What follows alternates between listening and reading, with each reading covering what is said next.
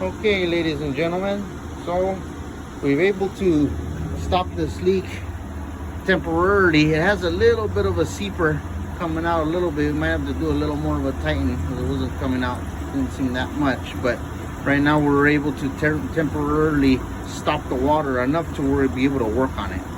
So that's the main issue. Now what I was getting to earlier is that the plastic has a male adapter.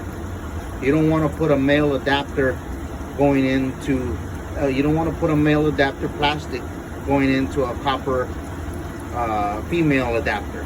You want to do the opposite. You want to do the copper adapter that has the male threads, because the threads is the problem of why this broke. You want the copper male threads going into the plastic because it'll stay inside, and more likely the plastic and the copper, they won't break after time. So what happened after time is that with movement or whatever, or just the weight of this has a lot of weight.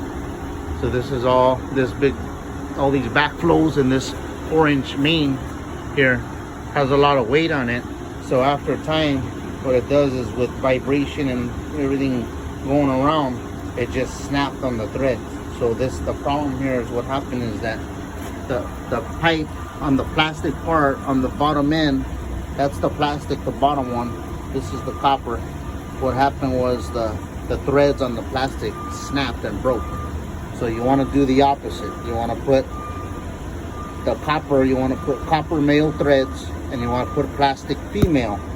So it holds everything inside, and the plastic a lot of times it won't break fast enough as to do. But either way, it's not a good fix. It's not a good transition the way that weight is on that plastic like that. We're gonna have to do, so we're able to seal it temporarily. So just wanted to get back to another video, and this is Greg with some educational videos. Just want to let you guys know this is the repair that we're doing, and just wanted to bring it to everybody's attention to do the pipes right, so that way you don't end up in this situation. Thank you, and have a good night, and we'll get back to you guys.